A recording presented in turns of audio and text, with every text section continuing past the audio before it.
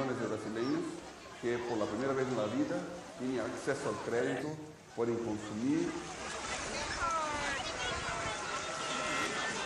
Hay que reinventar el Brasil fuera de la herencia de la colonización.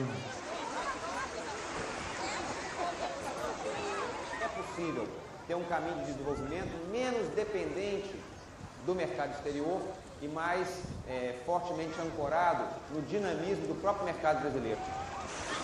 Isso tudo nos permitiu formular um plano de superação da extrema pobreza chamado Brasil Sem Miséria. Pero a população é ainda pobre. Melhorou porque era miserável.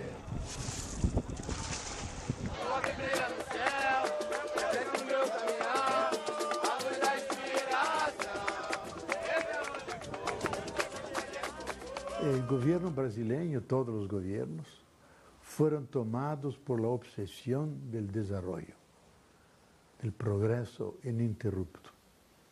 Especialmente el gobierno Lula y Dilma ha asumido ese proyecto de una manera muy central, pero con una diferencia. Antes el desarrollo tenía como destinatarios las clases organizadas, las élites nacionales. Ahora ese desarrollo se vuelve directamente a las grandes masas destituídas. A extrema pobreza. A chave foi a adoção do Fome Zero como uma estratégia de combate à fome no Brasil, que integrava desde ações emergenciais a ações estruturantes, de acesso a alimentos, de produção de alimentos, fortalecimento da agricultura familiar, criação de vários programas alimentares. Então foi a primeira mudança de políticas sociais. O Brasil ele veio de várias turbulências, né? Inflação, altos e baixos, corre para comprar o gás que vai acabar, que ou amanhã vai estar 5 vezes mais alto o valor. Isso é uma turbulência que eu vivi na minha infância. É muito grande, assim, muito pesado isso. Comendo mal, comendo comida de péssima qualidade. Parte dessa estratégia de combate à fome envolvia processo de transferência de renda para que as famílias mais pobres tivessem capacidade de acesso aos alimentos. Isso levou a uma massificação muito grande do programa de combate à pobreza, de criação do Bolsa Família como um programa de transferência de renda de grandes proporções, o que gerou uma mudança muito importante social. Com o governo Lula, a partir do governo Lula, a gente teve um crescimento muito grande, assim. As favelas, elas tiveram muito acesso a comida de primeira qualidade, muito acesso a capital, seja por crédito ou seja por melhoria de salário. Diminuiu muito o número de desemprego, foram gerados muitos empregos. E teve os programas de distribuição de renda do governo que fortaleceram não só a economia nacional, a economia do país, mas que tiraram as pessoas da linha de pobreza, né? Que foi muito importante.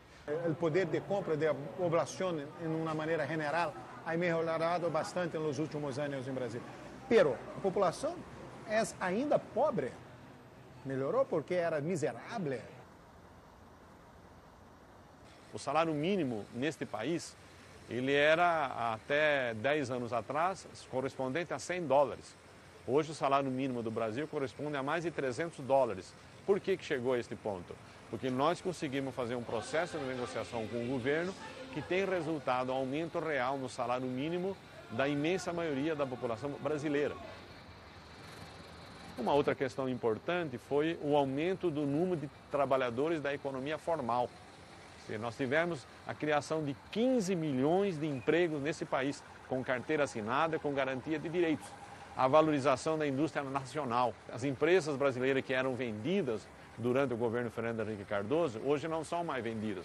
Então, com os avanços que nós tivemos nos últimos anos e com a estrutura que foi montada em torno do programa Bolsa Família, chegando às famílias mais pobres do país, isso tudo nos permitiu formular um plano de superação da extrema pobreza, chamado Brasil Sem Miséria, que está hoje em pleno funcionamento no país, já mostrando resultados muito consistentes. Lembre-se que o Brasil ainda tem cerca de 16 milhões de pessoas abaixo da linha de pobreza extrema. Nós estamos falando de uma sociedade profundamente desigual, uma das mais desiguais da América Latina, em que a discriminação de raça, a discriminação de gênero são marcantes da nossa sociedade. Então, há um conjunto de outros elementos que têm que ser resolvidos. O tamanho do desafio social brasileiro é imenso. O grande reto que têm todos esses programas é encontrar o que se chama a porta de salida. Quer dizer, como preparar a gente para um dia em que não necessitem mais da ajuda direta do Estado. Há que melhorar muito a preparação por educação, por treinamento, por saúde. O típico governo de centro-esquerda, PT é partido de centro-esquerda, é governo que coloca mais valor em políticas públicas de geração de igualdade. A eficiência está em segundo plano. O PT tem que assegurar políticas públicas que são a favor de mais eficiência. Uma revolução nos serviços básicos de saúde e educação é absolutamente necessária. Senão essas pessoas, embora saiam de uma situação de profunda vulnerabilidade, não terão condições de construir um futuro digno, né, e que possam exercer seu papel de cidadão numa democracia plena. Não basta ofertar educação, não basta que nós tenhamos educação e saúde universalizadas no país, nós precisamos ofertar serviços de melhor qualidade de acordo com a população. O déficit que o Brasil tem nos campos da saúde, da educação, da segurança, dos transportes, é muito importante e não é só um déficit, na realidade são condicionantes que criam a subordinação social e ampliam a desigualdade. Portanto, superá-los é um grande desafio, que há inimigos, que há aliados e que depende de nós nisso, de aglutinar forças suficientes para fazer uma mobilização em torno dessa necessária revolução dos serviços sociais brasileiros. A gente costuma dizer no Brasil que a gente tem as agendas do século XIX, as agendas do século XX e as agendas do século XXI acontecendo no mesmo momento, de proteção ao meio ambiente, de inclusão tecnológica, do mundo digital, né? Ao mesmo tempo que trabalhamos a agenda do saneamento básico, a agenda do acesso à água, a agenda do analfabetismo. Nós conseguimos superar, imagino, um momento neoliberal, em que esse país, por vários governos, esteve preso a uma interpretação de redução do papel do Estado. A sociedade brasileira derrotou esse modelo e, a partir dos governos mais recentes, essa sociedade demonstrou que é possível, com o papel mais forte do Estado, começar a superar alguns desses déficits históricos que a sociedade tem. Não é claro as forças contra e a favor de mais e menos intervenção do Estado são equilibradas no Brasil. Então nós temos um governo que ao mesmo tempo combate a pobreza, promove o agronegócio.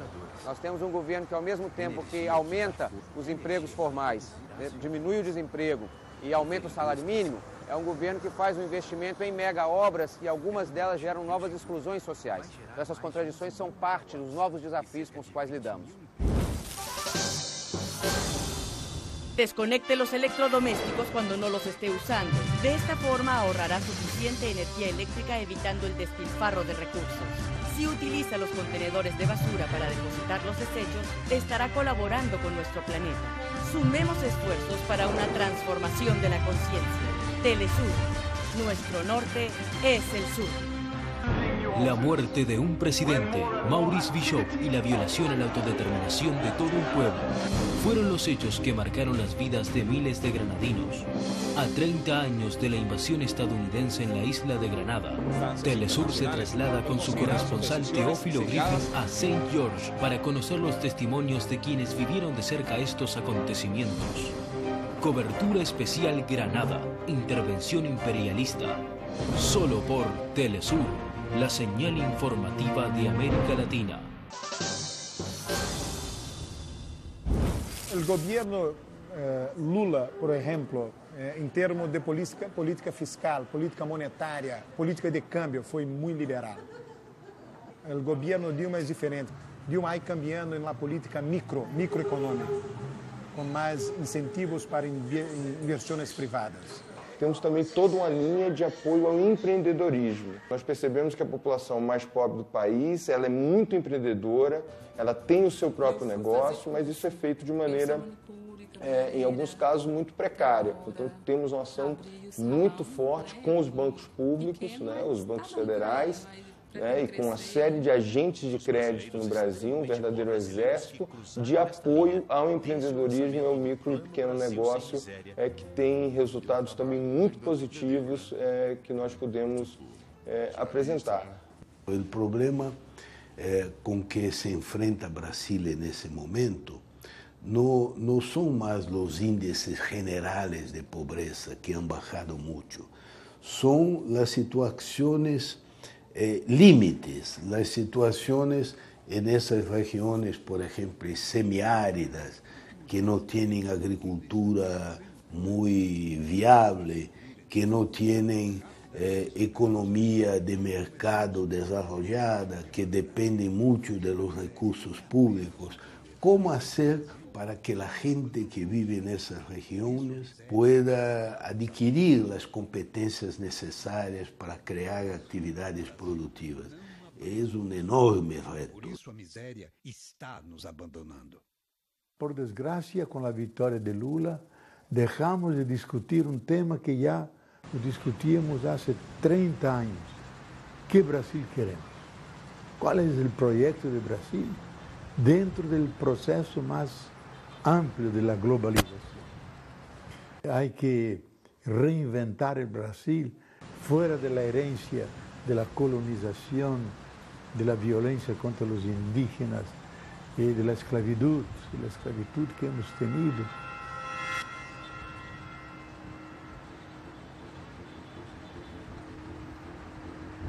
O Brasil é um país que cresce a sua população, cresce a sua economia. O nosso PIB cresce aproximadamente entre 4% e 5% ao ano. Brasil hoy es la sexta economía del mundo. La atención del mundo hacia Brasil ha cambiado mucho. En 99 éramos el problema del mundo. Problemas, conflictos sociales, conflictos políticos, conflictos económicos, el deuda. Estamos completando casi 20 años de ese esfuerzo para lograr solucionar los dos grandes problemas heredados de los militares. La inflación crónica amenazando convertirse en hiperinflación, de 60% al mes, 2% al día. Al mismo tiempo, estábamos solucionando el problema de la deuda y lo hicimos de una manera absolutamente independiente. Fue el único caso, el de Brasil, de un país que ha logrado negociar y firmar un acuerdo con los banqueros internacionales sin tener acuerdo con el Fondo Monetario. Nosotros mismos compramos los títulos del Tesoro de una manera discreta, porque de otra manera los americanos no nos habrían vendido los títulos, y con eso logramos solucionar la deuda que nunca más ha vuelto a preocuparnos. El Plan Real ha proporcionado la plataforma de estabilidad, de crecimiento económico para poder desarrollar un plan ambicioso de distribuição de ingressos e de combate à pobreza. Na verdade, a política social da sustentação, para o mercado de consumo interno, da sustentação para toda a política de indução de investimentos. Esse aumento do poder de compra da população que tem feito com que nosso país não tenha ainda sentido muito forte a crise internacional. Nós temos uma dependência do mercado externo muito baixa. O Brasil hoje exporta cerca de 17% de seu produto interno bruto. Então, com isso, a sociedade brasileira, o governo e os diversos atores da sociedade percebem que é possível ter um caminho de desenvolvimento mais fortemente ancorado no dinamismo do próprio mercado brasileiro. Há 30 milhões de brasileiros que, por la primeira vez na vida, têm acesso ao crédito, podem consumir. En ese aspecto, Brasil es único en el mundo porque tiene gente que está adentrando al mercado de trabajo, tiene una variedad de industria y comercio que sostiene por sí mismo, entonces no necesita tanto del flujo externo y tiene posibilidades, reservas naturales como toda América Latina, en commodities agrícolas y minerales para sostener su crecimiento. É claro que isso também traz riscos, né? E o risco que nos preocupa é justamente uma determinada perspectiva em torno do consumo, que não sabemos qual é a sustentabilidade que essa perspectiva pode ter, e também na busca de infraestruturas mais democratizantes do acesso a recursos naturais e também da promoção de uma economia menos concentrada e mais diversa. 20% del agua dulce del mundo está en Brasil. El crecimiento de Brasil en algunas áreas es muy importante. La tercera mayor compañía de aviación del mundo es Embraer, la empresa brasileña. Tenemos una industria automovilística que está ranqueada en sexto lugar en el mundo en la producción de vehículos hoy. Tenemos una oportunidad en la parte de innovación, de tecnología, telefonía celular, la parte de software, smartphones, los juegos electrónicos. Brasil tem força nisso. O Brasil tem uma economia extremamente diversa, uma economia que vai da indústria à agricultura. Na agricultura, você tem uma agricultura patronal que concentra renda, que destrói os recursos naturais, que gera pouquíssimos empregos, e ao mesmo tempo tem uma agricultura familiar que faz o contrário, que gera empregos, que provê a segurança alimentar dos brasileiros e que tem o potencial de produzir de maneira sustentável. E nós temos que tomar decisões. Aonde é que vamos investir mais? São escolhas que o Brasil vai ter que fazer nos vários setores econômicos. A mesma coisa pode ser dita em relação à grande indústria. A mesma coisa pode ser dita em relação ao tipo de companhias brasileiras que estão sendo criadas com incentivo do Estado e qual é o papel que essas companhias têm a cumprir, não apenas na geração de divisas e na promoção do crescimento, mas também em relação à sua responsabilidade social com um país mais justo, com um país sustentável.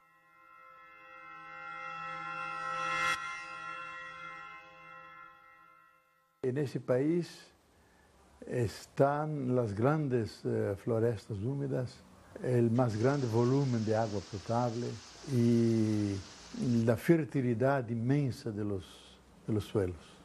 Toda esa riqueza está ahí, pero no se tiene conciencia de su valor intrínseco para nosotros y lo que podemos contribuir para el equilibrio ecológico de la humanidad. O Brasil precisa ampliar o seu setor energético e ampliar de uma forma significativa. Para dar uma ideia, tudo que nós realizamos nos últimos 100, 150 anos tem que ser duplicado nos próximos 15 anos.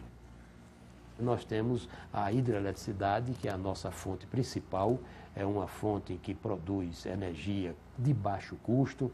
A usina hidrelétrica pode ser planejada para reduzir os impactos ambientais locais, que tem uma baixa emissão de gases de efeito estufa. Ela pode ser planejada e é planejada e projetada para outros usos do recurso hídrico, como, por exemplo, a questão de abastecimento da água, a questão de irrigação, a questão de navegação, a questão de controle de cheia, e todos esses aspectos são aspectos que se transformam em benefício para a comunidade que vive nas proximidades dessas usinas hidrelétricas. As hidrelétricas são a fonte que o Brasil conhece há mais tempo, que tem maior número de especialistas, que vem trabalhando há mais de 100 anos e, por consequência, é a fonte mais barata de todas.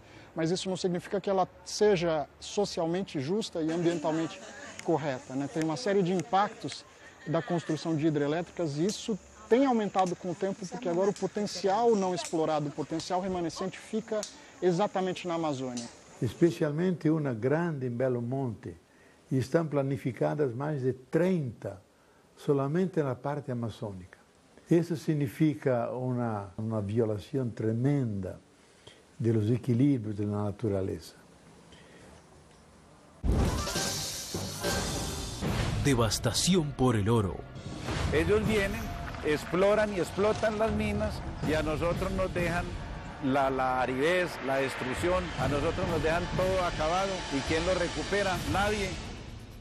¿Qué nos va a durar y qué viene después? Cuando digo no queden sino huecos y desiertos. No se puede comer los dólares ni la plata. ¿Qué queremos nosotros? ¿Un país con contaminación o un país que defiendo yo para mis hijos y mis nietos, del que he heredado de mis padres y mis abuelos? Pachamama. El oro es verde. Próximo martes, solo por Telesur. Você tem o desvio do fluxo do rio, você afeta a população não só alagando algumas áreas, como secando outras áreas que viviam da pesca e dependiam de navegação. Então você tem esse tipo de impacto no Brasil e o governo continua olhando a Amazônia como a região prioritária para construir um grande número de hidrelétricas. Manteniendo la floresta húmeda amazónica en pie, colaboramos con la humanidad en biodiversidad, en humedad, equilibrio climático. Y el gobierno no se da cuenta. El conflicto por el suelo, porque hay gente que quiere que el suelo sea una hidroeléctrica, hay otros que quieren que el suelo sea una reserva indígena, hay otros que quieren preservar la biodiversidad. Entonces é um conflito. Nesse momento, infelizmente, a tomada de decisões está muito concentrada e parece reforçar um tipo de modelo que tem como possíveis consequências uma exclusão considerável, né, e também alguns impactos ambientais consideráveis. Seria importante envolver mais a sociedade na construção dessa estratégia energética e numa tomada de decisão mais coletiva sobre que tipo de risco queremos tomar em função de que tipo de energia. Nós temos como expandir a nossa fronteira agrícola, temos terras para plantar, não só para produzir alimentos, como para produzir energia, no caso o etanol, a partir da cana-de-açúcar. Pero hay un costo social y un costo ambiental tremendo, porque la caña de azúcar exige suelos muy buenos, muy ricos. Milhares de campesinos tuvieron que emigrar, fueron echados, han inflacionado las ciudades con favelas y fue el precio para tener el etanol.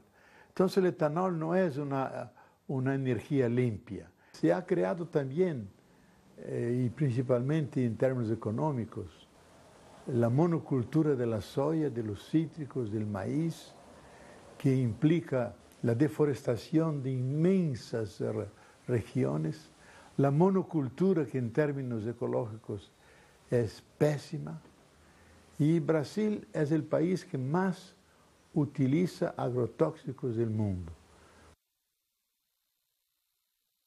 Bom, o maior potencial de todas as fontes energéticas no Brasil é, obviamente, o sol, né? A gente tem sol o ano inteiro, no inverno a gente tem só 20% menos sol do que a gente tem no verão. Podia ter uma energia solar e eólica de primeira qualidade.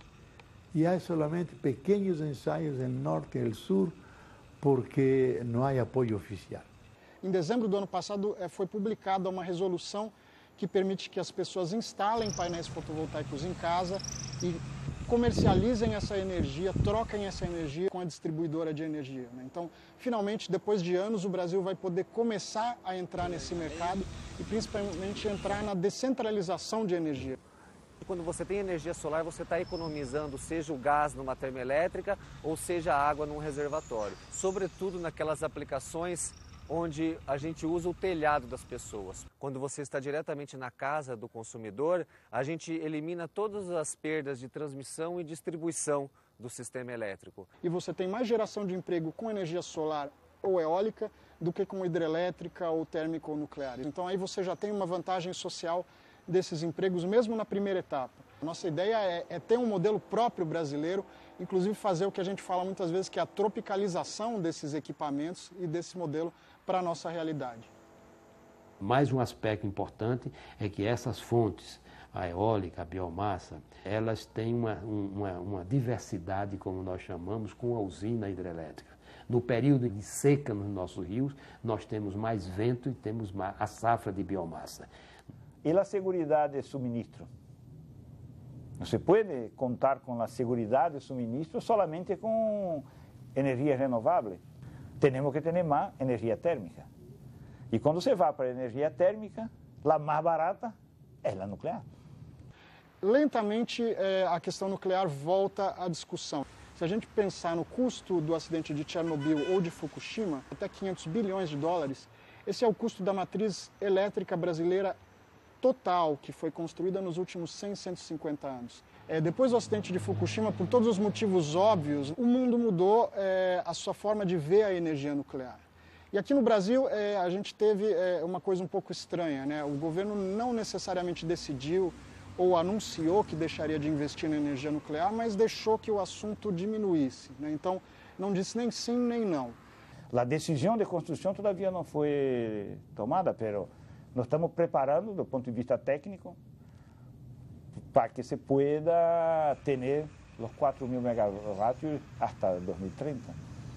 Sem contar a questão dos depósitos, dos rejeitos radioativos, para a qual a gente não tem solução arquitetônica no mundo. É muito danoso a la salud humana? Sí, es muy dañoso. Pero la cantidad es pequeña. Y por la cantidad ser pequeña, te puede manejarlo en seguridad, isolándolo del público y del medio ambiente. Seguro que hay un nicho para la energía nuclear en Brasil. A energia nuclear tem um viés militar, para eles interessa continuar desenvolvendo essa energia, mas em termos econômicos ela não faz nenhum sentido, em termos ambientais e sociais, muito menos.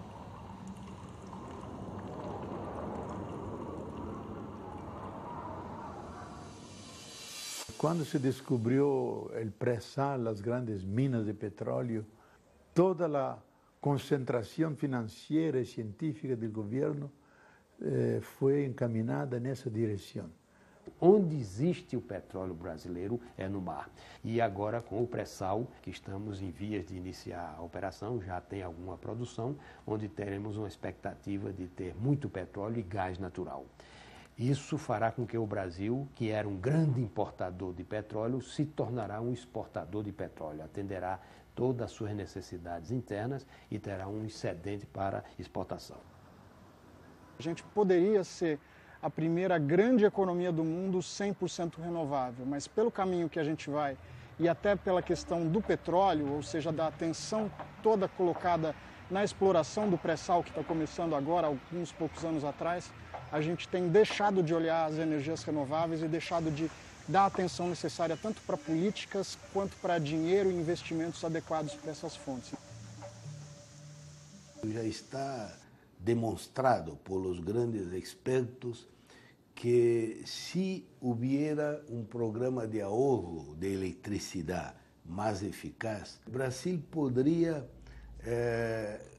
ahorrar la construcción de varias grandes usinas hidroelétricas, porque hay mucho despilfarro. O nosso programa de conservação de energia, no caso da energia elétrica, prevê, no ano 2030, prevê economizar cerca de 10% da energia que os brasileiros usariam, no caso de energia elétrica. Mas é um programa que recebe poucos recursos, é um programa que mostra ótimos resultados se comparado ao recurso que é investido nele, mas ele poderia ser 10 vezes maior, por exemplo.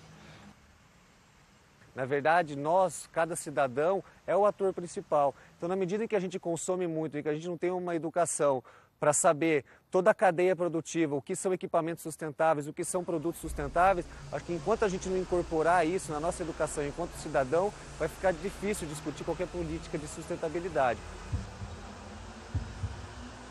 Então, no meu ponto de vista, o governo tem que atacar mais na parte de educação e mostrar todos os benefícios que ter uma matriz sustentável pode trazer para o Brasil como um todo.